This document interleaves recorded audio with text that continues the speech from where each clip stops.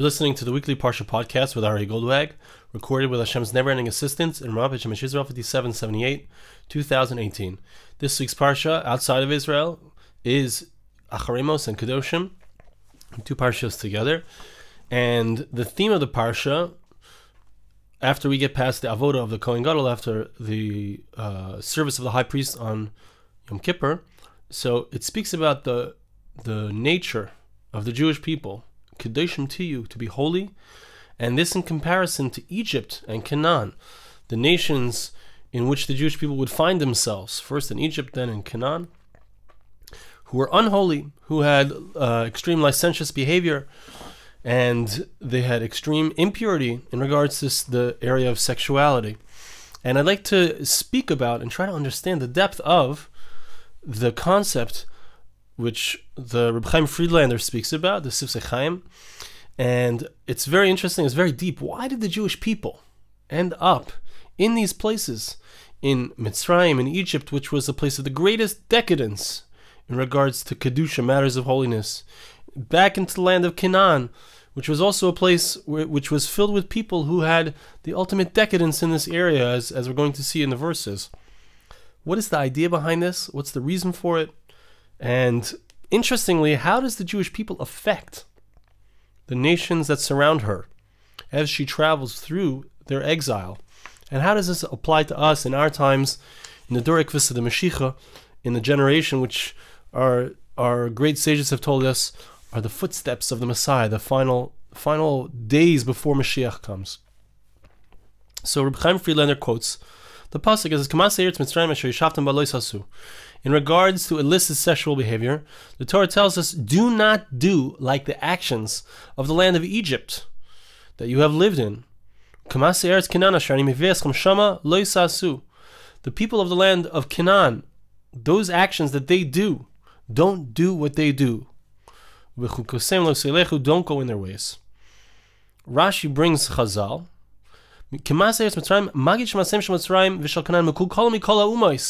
Rashi tells us an amazing thing. The people of Egypt and the people of Canaan were the most they had the most destructive behavior of all of the nations. They were the worst of all of the nations. The place that the Jewish people lived in was the most decadent of all. Okay, so it's very interesting. He points out that it has something to do with the fact that the Jewish people were living there. Okay, and Rashi also says, also, the nations that they were coming to destroy, the Jewish people were coming into Canaan, and they had an obligation to kill out all of the people who lived there. Why? We're not discussing really why, but Rashi points out that those nations were the worst in regards to decadence and immorality of all of the nations of the world. Now he brings the Zohar. The Zohar says an amazing thing. Tachazi. The Zohar says, come and see. Raza de Mila. Avram lo yechus Mitzrayim v'leistarif taman bekadmisa. The Zohar tells us a secret of the matter. If Abraham had not gone down to Egypt first, right, we find there's a concept of Maisa, obviously in Labanim, that whatever happens or whatever occurs in the lives of the forebears of the Jewish people, in regards to Abraham and Isaac, Sarah, Rebecca, etc., so whatever happens in their lives it sets down a precedent, or it's a reflection of what's going to happen in the lives of their children. So the Zohar tells us that if Avraham and Sarah had not gone down to Egypt, they wouldn't have become, if not for their descent to Egypt, it was essential that they go down there in order to become the chosen nation of Hashem. And it's the same thing in regards to their children and their grandchildren. When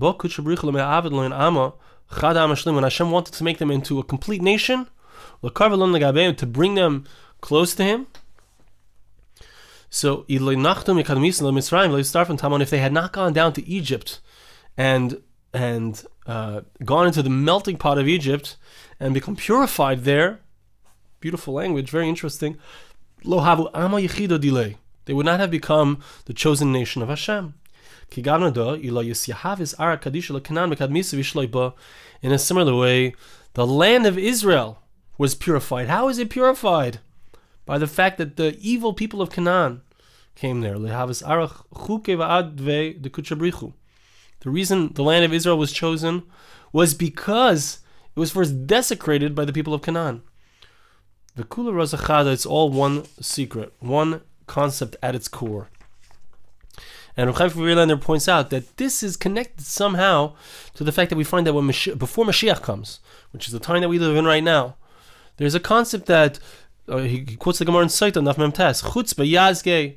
There will be, in the times before Moshiach, a tremendous amount of chutzpah, of brazenness. From Tisrach, people will hold in low regard those who are wise in Torah, those who are God-fearing, and the truth will be hidden.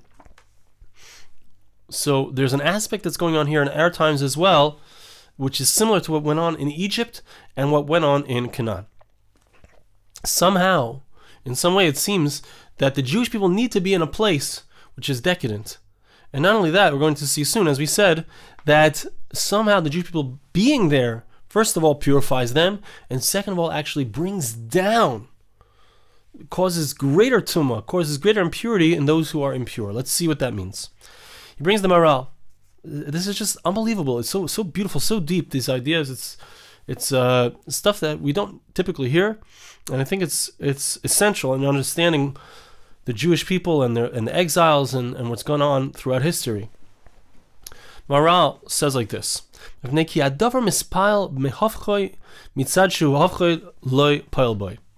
way that things work in the world is when you have two things that are opposites, so they affect each other, they play on each other. When something is by itself, it doesn't change. It doesn't grow. When Hashem therefore wanted to bring about the decree which had been decreed upon the children of Abraham, that they were going to be strangers in a strange land, and they would be worked for 400 years. It had to be in a nation that was opposite to them. Since they are opposite, we needed that to be the place where they're going to be worked. And it seems he's saying that there's not just the avodas parach, the slavery of the Jewish people, but there's the work of the Jewish people growing and becoming who they're meant to be, becoming greater people. Amazing stuff here. The idea, what's the opposite of the Jewish people? The opposite of the Jewish people is Egyptians, who are completely mired in illicit sexual behavior.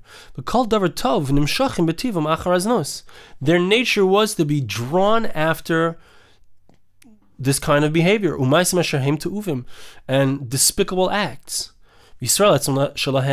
Amazing, the essence of the Jewish people, what is it? Zera emes, true seed, true children of Abraham, gedurim ba'arayas, careful not to be involved in illicit behaviors. Ukedoshim umuvdal mikol arayas. They're holy and they're separated from all of the illicit sexual behaviors. K'masher Omer HaKosuv Shifteka Edus LiYisrael. The verse says in Psalm chapter 122 that there's a testimony that's said about the people of Israel by God, as it were. Sheheid Shemay Aleim Shehem Bnei Aviseim. God declares about the Jewish people, testifies about them, that they are the children and the grandchildren of their forefathers. He brings a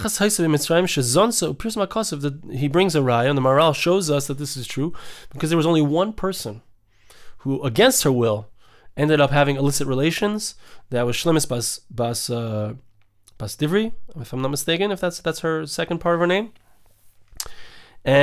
But he brings a bunch of proofs that this is indeed true, that there was not a single person besides for her who had been involved in illicit sexual relations. So we see the power of the Jewish people as the opposite of what was happening in regards to the Egyptians.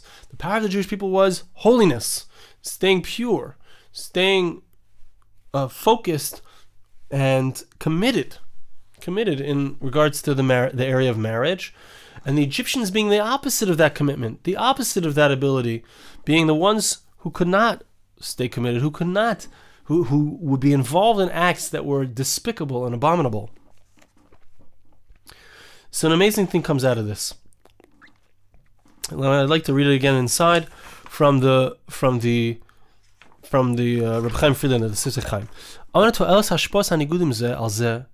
The way that things work is, the way that things affect each other is that when there are things that are powers, that are opposite powers, the side of evil affects the side of holiness, that the net result is that if I'm holy, I'm a Jew and I'm holy and I need to protect myself, I need to put up extra walls to protect myself from the tumah, from the impurity. When I see how terrible the impurity is,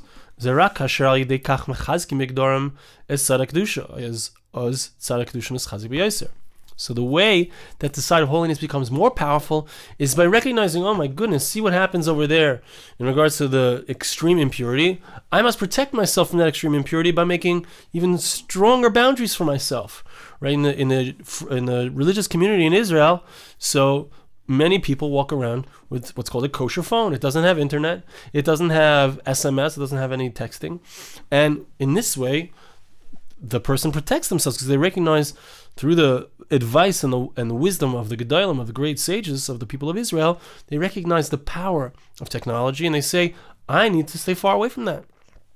Okay, so this is how it works.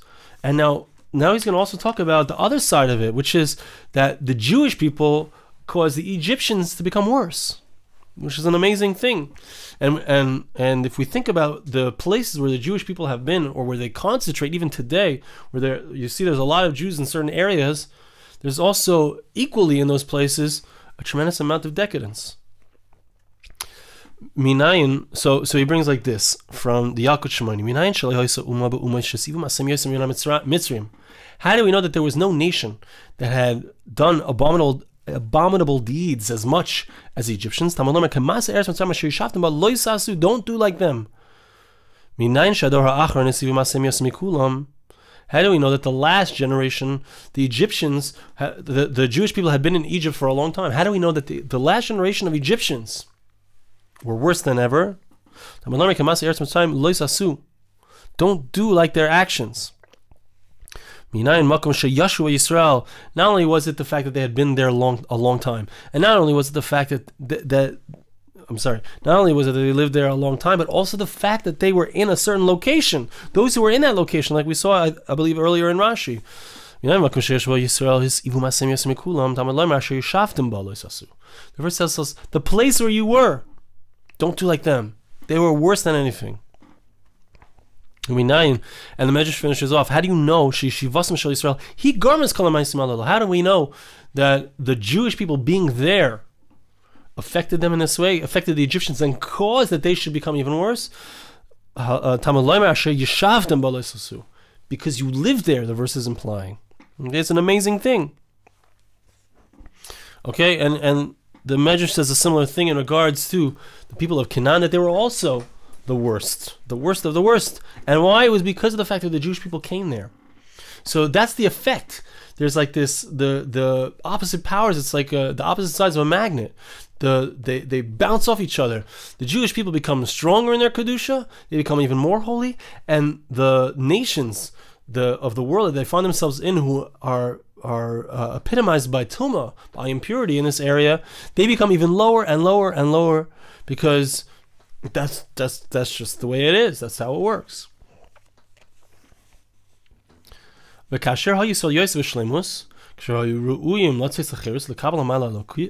Maral explains in continuation that when the Jewish people were more perfected, when they were at the point where they were ready to leave, where they were going into freedom, the Egyptians were the exact opposite. They were extremely evil. They were extremely deficient. And that is why the place where they were was much worse than anywhere else. The perfection of the Jewish people, the more the Jews become perfected, the more the Egyptians become low. The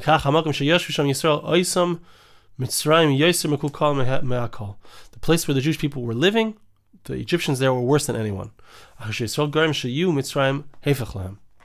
Now what's interesting is the bad get badder, so to speak, the bad get worse, and the good get better.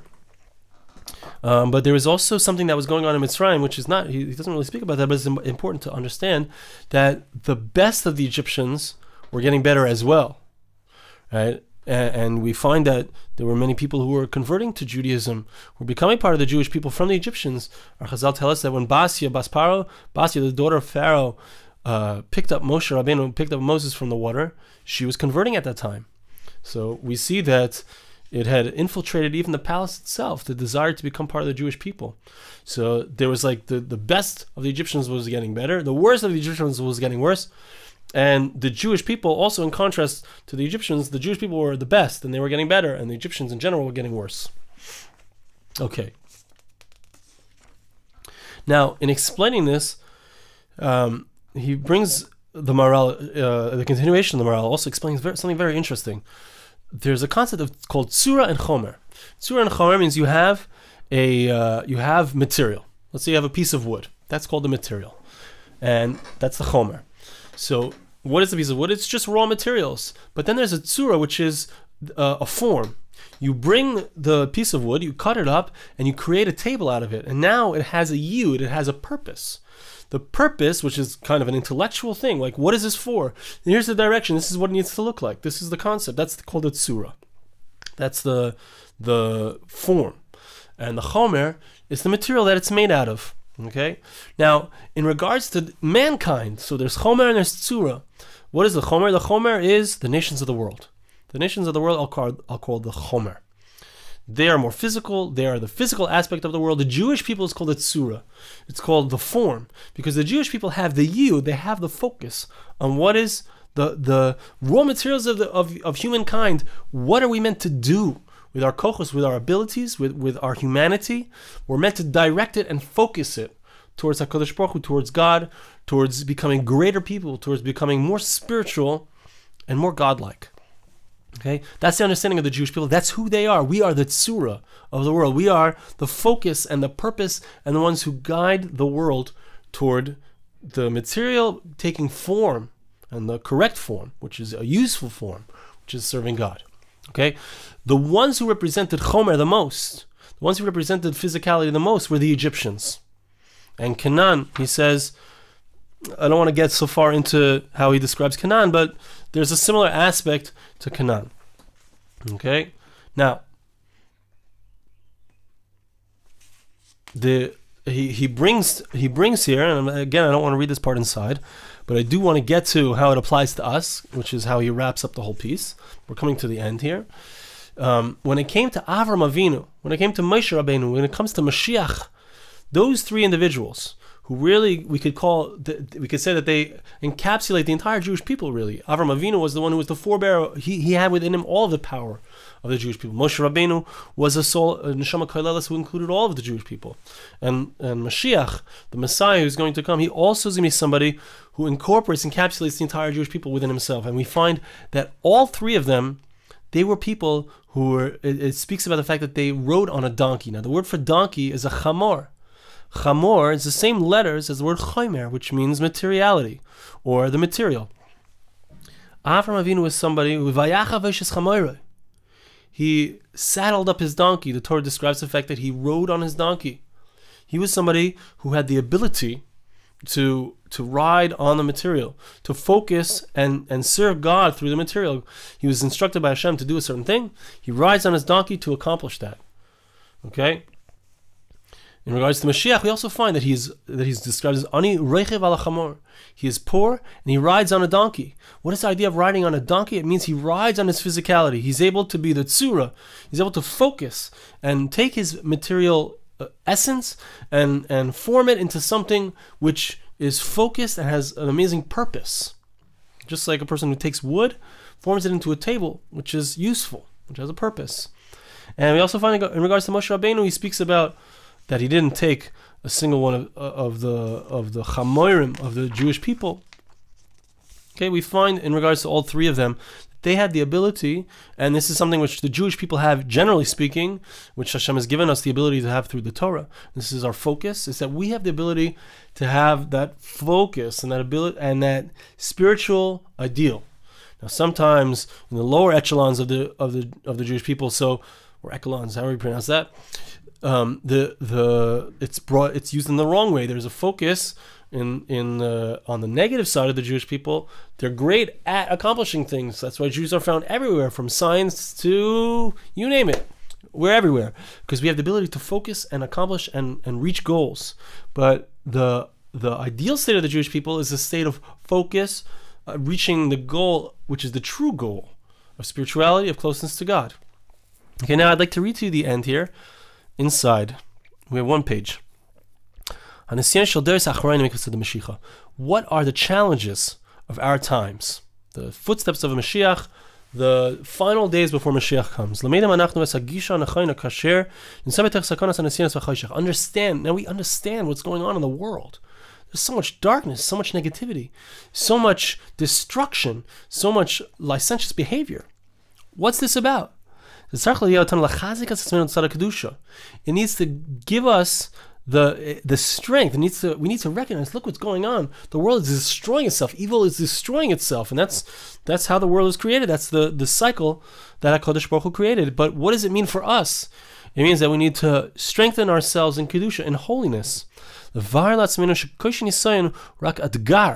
recognize inside of ourselves that when there's a difficult challenge, it's just that. It's a challenge that needs to be overcome. It's in order for us to develop our abilities to fight against it.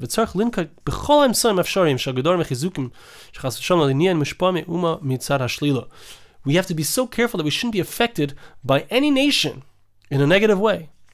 When it comes to our times, the final days before Moshiach, so we need to understand that this is something which we have to understand, that this is how we have to approach our lives. And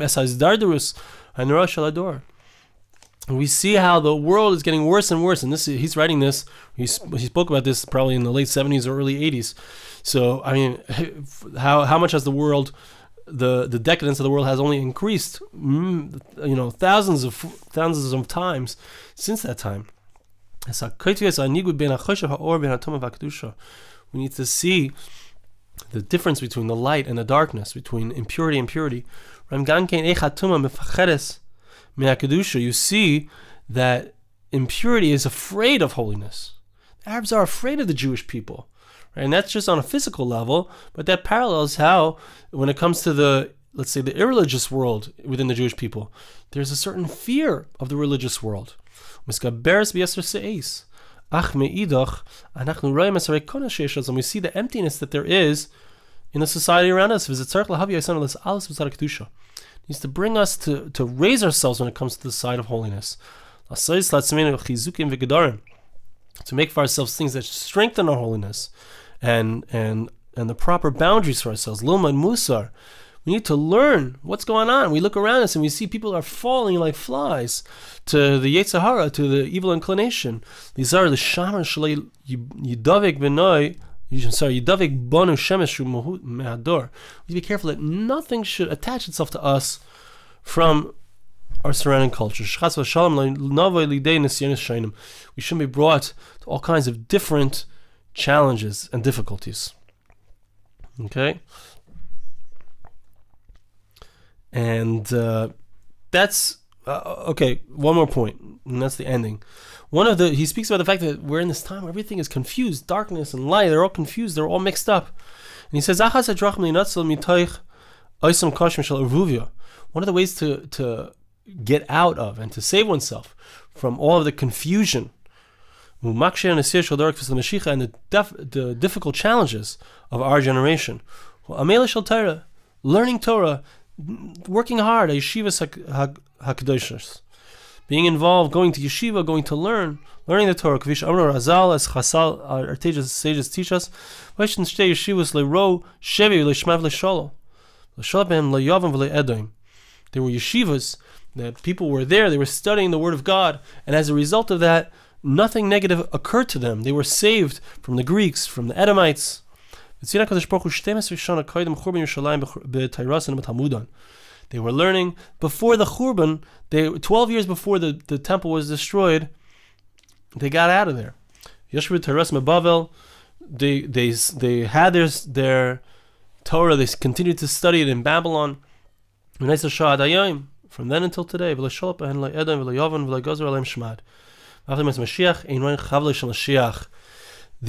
Our sages tell us it's a medrash that when it comes to Moshiach's times also, those who are studying Torah will not be affected by the Chevle Moshiach, the challenges and difficulties that occur in those times.